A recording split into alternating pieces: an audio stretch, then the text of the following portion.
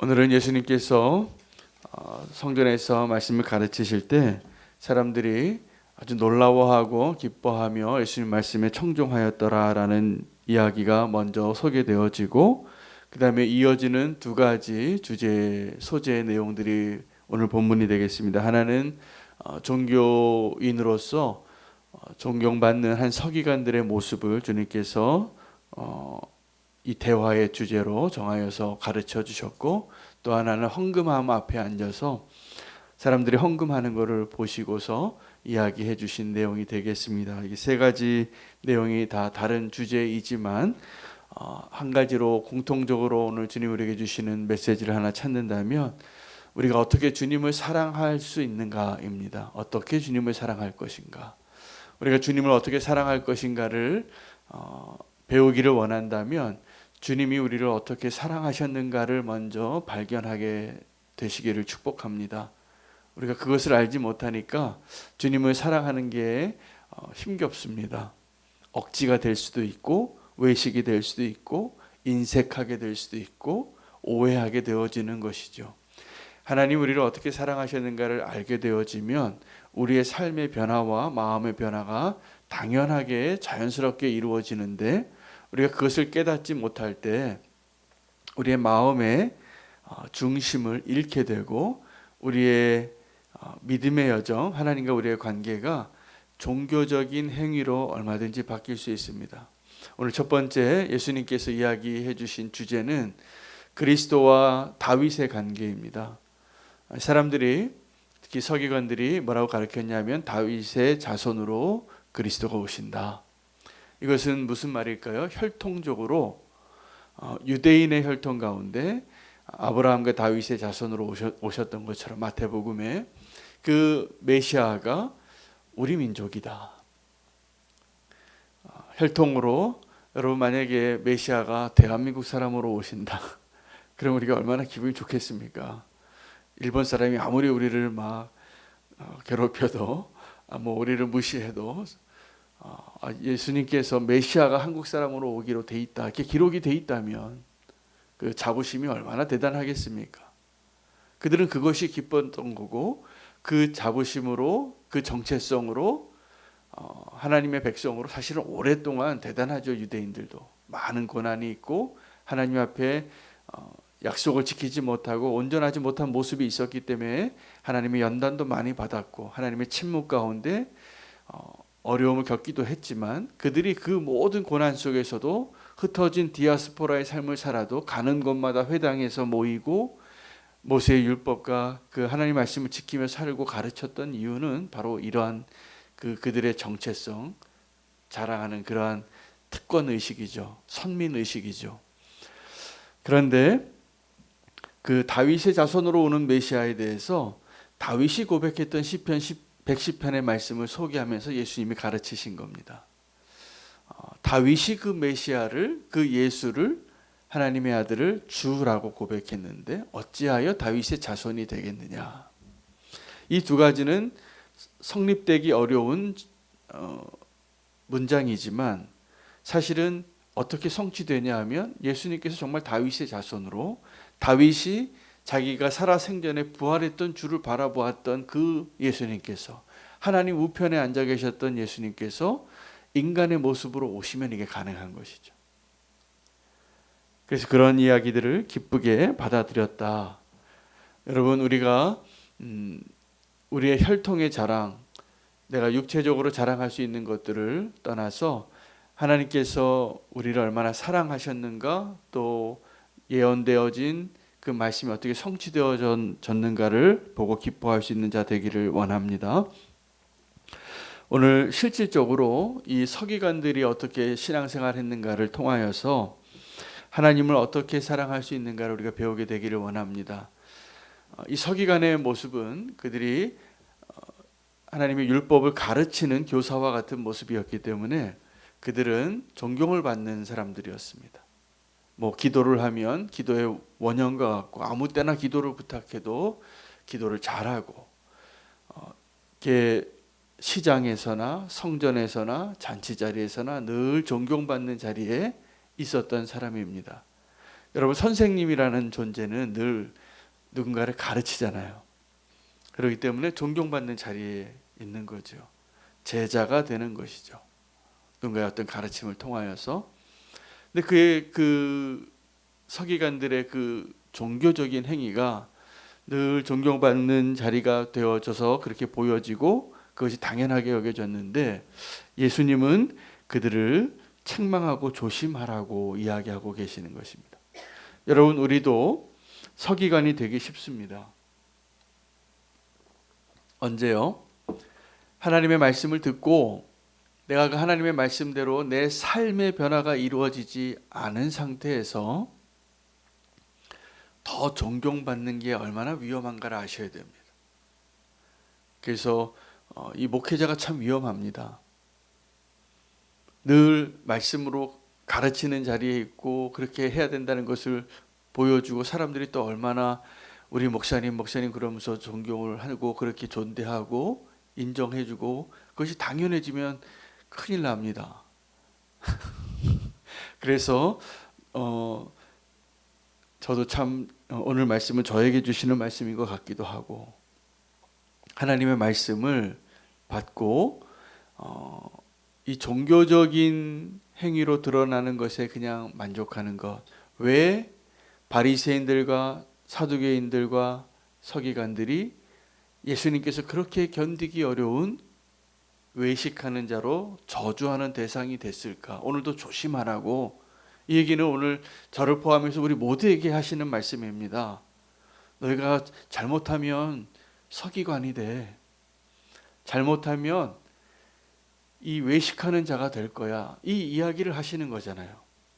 우리가 종교적인 행위에 익숙해져서 기도를 길게 하고 또 그러한 것들로 박수받고 존경받고 높은 자리에 앉게 되는 것, 조심하라는 것이죠.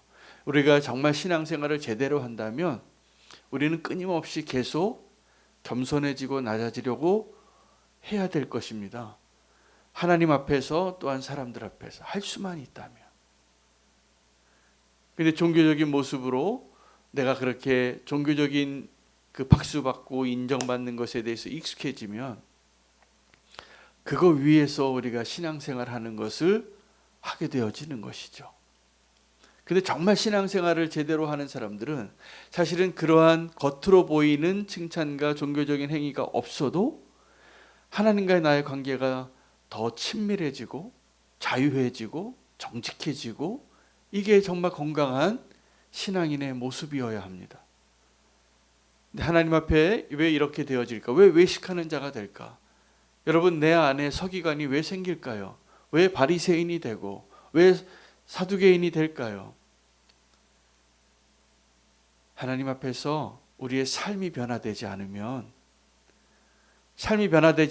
어떻게 됩니까? 겉으로 보이는 것만 그렇게 만드는 것에 익숙해지는 거예요. 여러분, 하나님 말씀 앞에서 말씀을 듣고 또 우리가 예배하고 주님과 친밀한 동행과 함께하는 삶이 이어질 때마다 우리는 날마다 너희 몸을 거룩한 산 제사로 드리라, 이는 너희가 드릴 영적 예배니라, 이 말씀이 우리의 매일의 삶 가운데 이루어지지 않으면 우리가 위선자가 되는 거예요.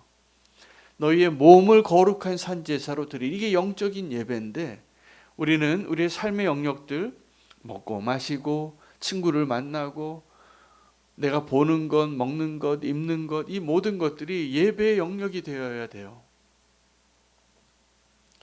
근데 내가 생각하는 것, 내가 말하는 것, 나의 행위와 나의 모든 것들은 삶이 변화되지 않으면 겉으로 어떻게 됩니까? 우리 거짓말하듯이, 거짓말이 뭡니까? 사실을 말하지 않지만 사실인 것처럼 말하는 게 거짓말이잖아요. 근데 위선은 어떤 것이냐면 내 삶이, 내 마음의 안에 생각들이 더러운데 깨끗하게 보이고 싶은 거예요. 내가 여전히 내 삶의 주인이 내 자신인데 하나님이 주인인 것처럼 사는 거예요.